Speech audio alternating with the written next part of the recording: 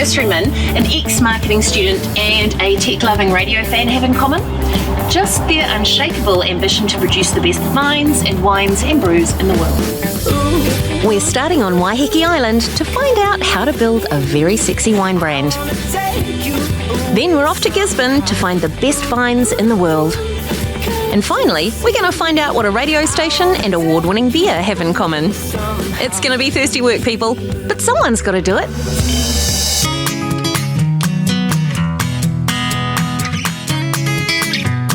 Waiheke Island is just off the coast of metropolitan Auckland, and it creates wines that are distinctive and special, and they have a signature, just like the wines of Marlborough in central Otago.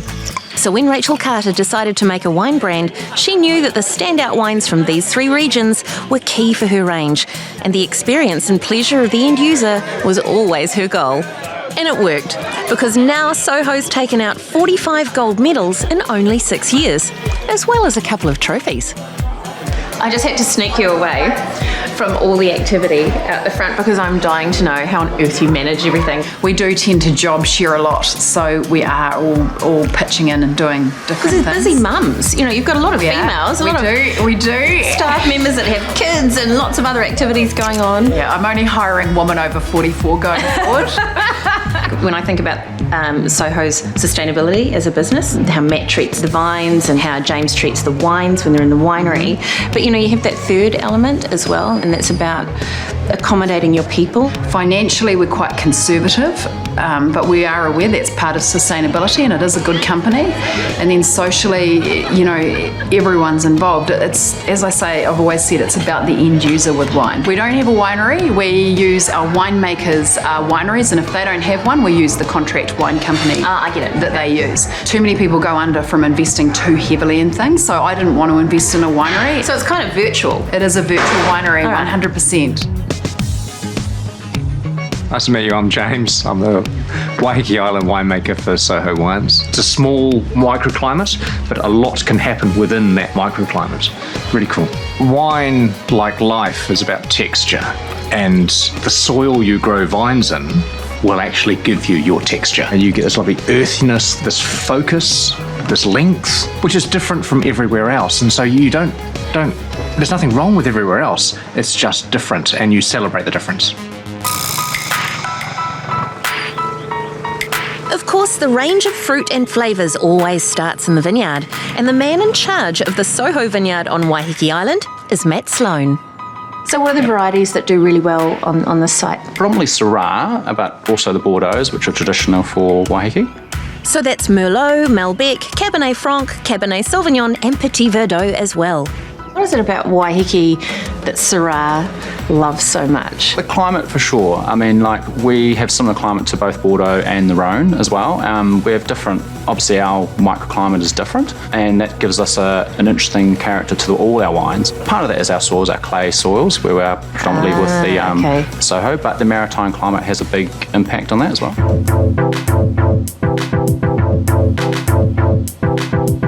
Yum. There's something about Waiheke Syrah for me that just is so obvious. You can tell it from a mile off when you put it in a lineup of wines from other regions. I can. It's got those lovely berry fruits, but not just summer berry fruits. It's got deep berry fruits. It has great length. Yeah. It really does. It lingers. You have a taste of it. I can still taste it. Totally, so can I. The bottle, right? You don't get medals like that all over your bottle without doing something pretty flash. Well, I can say it's better to come. We know the next vintage, and we know what's happening this vintage, and you just get excited. Yeah. If you weren't a winemaker, James, and if you weren't a viticulturist, what would you be? I'll be a winemaker. We're viticulturists. I should have trained as much. My name's Dave Clausen. I'm from Marlborough, and I make wine for Soho Wine Co. in Marlborough. We specialise in 4 varieties here in Marlborough for Soho Wines. We make Sauvignon Blanc, Pinot Gris, Pinot Noir and Riesling. To me, those 4 varieties really best suit our terroir here in Marlborough. Sauvignon Blanc has definitely found its home in Marlborough. I love making it. I love the smell you get in the winery. I love the taste of it on the vine. Everything about it is so distinctive. Nowhere else in the world, I think, actually really emulates what we can do here in Marlborough. Which is exactly why Rachel got Dave to make their range of award-winning Marlborough wines. So this is the Stella Sauvignon Blanc, 2015 vintage. named after Stella McCartney, the designer, I assume? The designer, yeah, Rachel's favourite designer, yeah. So Fantastic. Wow, that smells amazing. It's like intense passion fruit. There's herbs in there too, sort of basil and all sorts of lemongrassy loveliness, really. yeah, 2015 was a pretty exceptional vintage. Yum. It was one of the driest vintages we've had on record. So what does a really dry vintage give to Sauvignon Blanc? Vine's going deeper, so you maybe get into that more minerality. Okay. And I think you get more concentration. So how do you think Rachel and certainly the team up north's views on sustainability in their business, how do they fit with yours? Look at the beauty around you. It's a pretty special place. And, It's just you glorious. know, if we can be here in 50 years doing this, it would be, well, our children will be here in 50 years. Yeah. You know, that's sort of the goal, I think. Yeah. Sauvignon, partial to a hutch. Yeah. It's mine. The third key region for Soho is Central Otago, the home of distinctive Pinot Noir. And so this is where the award-winning McQueen Pinot Noir is made for them by another local expert. Grant Taylor is who I am. I have my own label, Valley, producing Pinot Noir, basically in Gibbston, but I make other Pinots from different parts of Otago. Pinot reflects where it's grown, and that's why it's famous in Burgundy. You know, it's a reflection of the place it comes from, and if you just look around Central Otago, Pinot's just telling the story of where it's grown. It's happy to be in these surroundings. And back on Waiheke Island, the Soho team are celebrating their success and nurturing their next generation. I was looking at the label of this bottle before. Can you tell me a little bit about it? Every year we do limited edition labels, and this is the limited edition Marin after this little person here. Do you like that picture of you, Marin? Very pretty. Does it make you feel pretty good? Good girl. Right answer. Cheers. Cheers, guys. Coming up, we find the best grapevines in the world.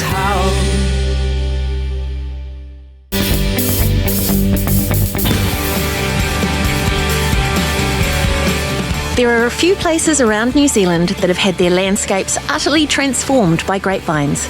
But have you ever wondered where on earth all those millions and millions of plants actually come from? Most of them are actually born right here at Riversun. They're grafted from the best imported and local budwood varieties, or clones, onto pest-resistant rootstock and then nurtured until they're strong enough to be sent out to every wine region across New Zealand. So when did Riversun actually begin? It was 1982. Seems a while away now. Yesterday, sadly enough. So what was actually happening in the wine world that made you decide, right, we are going to devote our whole business to producing the best, most healthiest grapevines in the world? I guess you got to fast forward to probably 1998. I had a bit of an epiphany whilst on honeymoon in Germany. And these guys have been making wine for centuries upon centuries. They've seen the Black Plague, Napoleon, Hitler, and they were still there.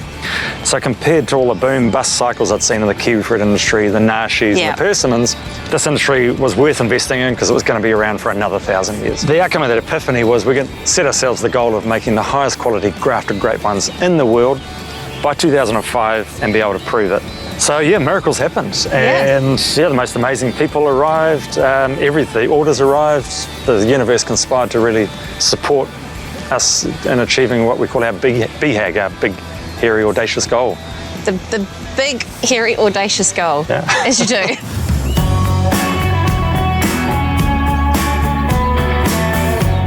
This land at Waihuka was the original home of Riversun, with amazing soil that's perfect for propagation and growing vines.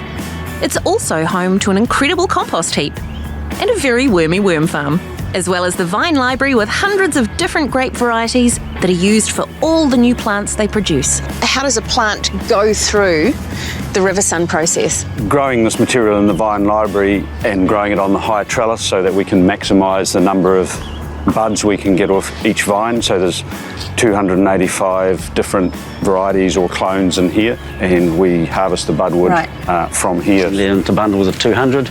They go from here into the processing shed and get graded for size, labelled, loaded into the database, and then they go into cool store. They get in cool store for a couple of months, and then it's an amazing work of matching the sizes of rootstock and soundwood. They get grafted, and early spring, October, they are planted in our field nursery. Growing through the summer, monitored regularly, more than regularly, until they then essentially come back to this state in the field nursery. They go dormant, they get trimmed, they get undercut and lifted by the special machine we have. The vines get packed, put into bins, they go into the shed and then go over a processing line, get graded, first and seconds, etc., and back into cool store. We have to have traceability from here to the end vine, and that's all externally audited, including virus testing. So what's your favourite part of your job? For me, it's more seeing the clients get the benefit of their new varieties and new clones. That's the really exciting part. But none of that success would be happening without the research and development that goes on here at Linnaeus Laboratory. And today it's the monthly company meeting where the entire staff from the laboratory and the different nurseries can get together and have a great catch-up. How long have you been working here? I've been working here since 1995. Yeah. And I hear that you have been made redundant twice, but then you went and retired. Retired, yeah. But somehow you're still working. Well, how does that happen? well, I just love Riversun. Just nicknamed me Creech because I keep popping up and he can't put me down. And what's your role here, Alvaro? My role here is to oversee all the research that we do, because we have an in-house program, R&D program, and how efficient our production is. We have a molecular biologist, we have a microbiologist, lab technicians. Between all of us, we cover quite a wide range of activities. I wanted to be able to actually do research, but have my feet on the ground and actually do things that could be applied immediately. So you're kind of in your happy place, really, aren't you? I am. I'm one of those happy persons I can say that are working where they want to work.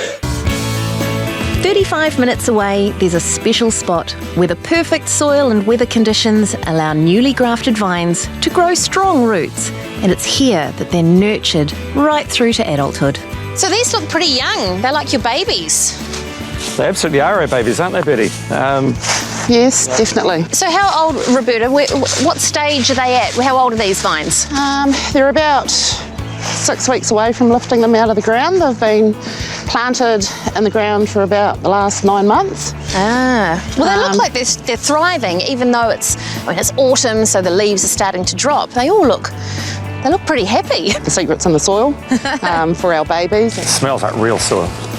All right, give it here. There you go.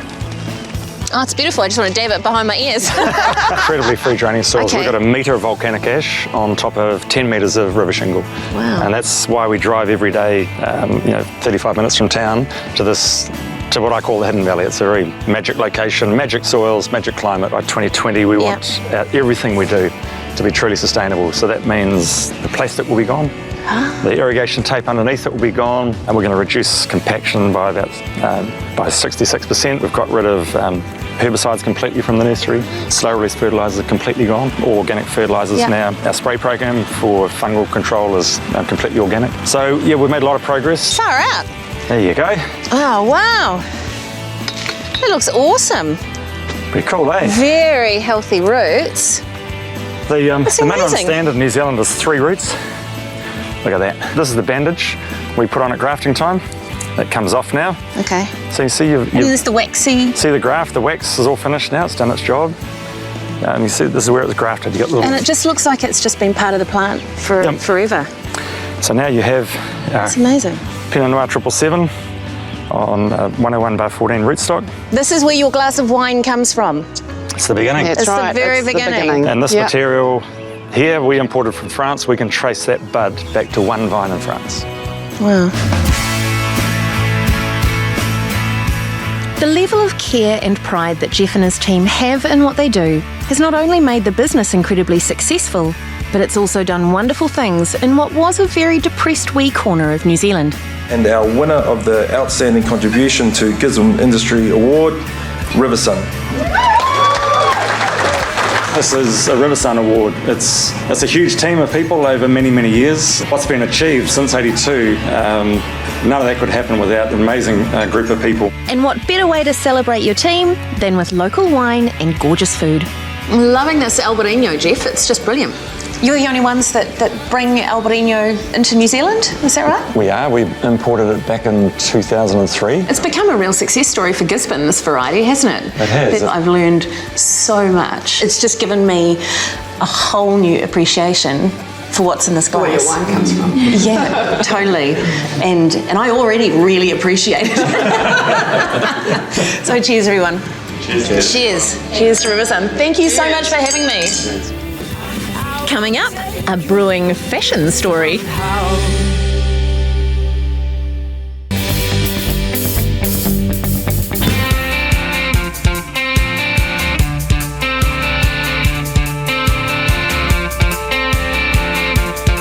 It's not often the first batch of a first brew from a brand new brewery goes on to win a silver medal at a major beer competition.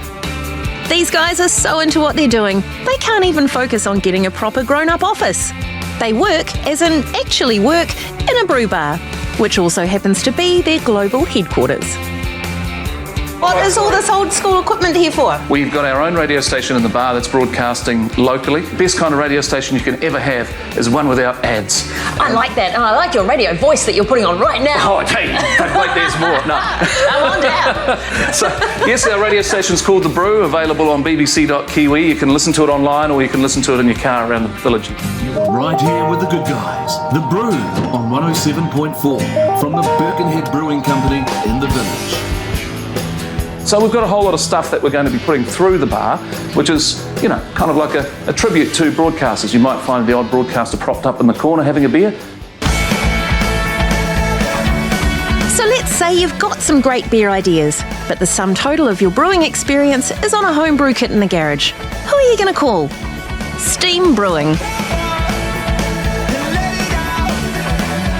Now, the Steam team are seriously good at brewing. And luckily for us, they also look pretty flash in hairnets. So we've got to make sure that we're not stopping and starting the filler, and this is to keep the filler basically supplied without stopping and starting, because that can affect beer quality. We rinse them with deionised water. Basically every single bottle is placed in under here through there's a rail of about 9 or 10 jets. So there's only one other thing we've got to make sure before we fill this bottle now, and that's that it's as free of oxygen as we can get it in the time that it's travelling from here to the filler. And then they've been purged with CO2. That's where they enter the filler and get beer put in them, which is probably the best part. Actually, Sam, the best part is that bottle of new BBC Pilsner that you've brought us to try. I love the rinsing process that goes on. It's for the beer gods. Thank you. It's a very kind donation to them. They have whiskey named. I feel bad because technically you're paying for it. It is so aromatic. It's like, you know, there's this lovely sort of citrus and resinous character, and then there's that underlying sort of biscuity note. Tell me how it's made. What have you done with it, Dale? Given the profile that Steve wanted, he wants strictly New Zealand beer, so we went for full Gladfield malt base. And they're in Canterbury, right? Yep. Okay. Base of Pilsner malt that they produce, and also a little bit of Vienna malt, and a little bit of acidulated malt as well. And that just allows us to keep the pH right for all the sort of brewing required processes, enzymes playing happy in the mash and stuff like that. So the whole point of making a sessionable beer as a gateway beer is because people come into the bar, for instance, and go, hey, look, I'm usually an X and a Y drinker. And you go, well, you know, we're not going to chuck you in the hops. We're going to put you into something that's quite nice. And then they can turn left or right from there, either go dark or hoppy, whatever they choose. So this, to us, is essentially going to be the biggest seller. How does it work? How do the recipes happen? It's quite a lot of the creative ideas come from Steve, but the actual beers have been developed by Shane and myself. Okay. We were dancing around the hall for quite some time to make sure that we got the right dance move. It's quite a creative process when you think about it, because what you're doing is you're saying, this is what I think people want. And then once the science comes through, and each time we tasted the beer with these guys, I mean, Sam and Shane and ourselves were just going, wow, this is amazing beer. We've created something very special. And is he very demanding? No, he's actually pretty good. He's He's very adamant about what he wants, which I like in a customer because it means I don't have to fill in too many gaps. So it's nice to have that direction and that kind of vision of what Birkenhead needs to be, and I just kind of do my job. Well, how fantastic is that? You've got to, first of all, make sure that you've got gurus and doctors that are making your brew. And that's what I love about coming here, because you're actually talking to some really incredibly smart people that know how to make stuff. Aww. He's very flattering. Very flattering. So it's not like a bromance, it's almost like a brewmance. It's a brewmance. It's definitely a brewmance. Tasty tunes on the brew. And back at the BBC Brew Bar, I'm a big fan of beer and food matching. And cleverly, here at BBC, the beer has been designed and made specifically to work well with food. Okay, so we've got sticky ribs, nice sticky fatty ribs, and the kauri. All right, let's have a go. Sip of the beer. That will bring out the fruit. Complimentary, right? Wow, that is so good, because the ribs are quite sweet and sticky and fatty, but then you have this beautiful kauri and it's clean. It's really lovely, and you're right, you get the tropical fruit, you get citrus, you get all sorts in there. I really like that match. Now for the Pacific Pale Ale and sweet, sticky chicken nibbles. And the honey really works with it, doesn't it? Winner, chicken dinner. You can write jingles. It brings out the good, the fruits and particularly the American hops. Next up, the Pilsner. It's perfect with crispy beer-battered fish and tartar sauce. This is a great Pilsner. It's light, it's crisp, it's defined, you know, and you can't get much more simple and defined than beer-battered fish. We get a lot of people coming in that are really experienced with beer and they know their beer, and there's always something there that they just get blown away with. And they're not expecting it. No. Here in Birkenhead. Yeah. You know, it's I think what you've got is like a little oasis of awesome. Yes, so we don't have to go into the city. Cheers. Cheers. Cheers. Wish I could tell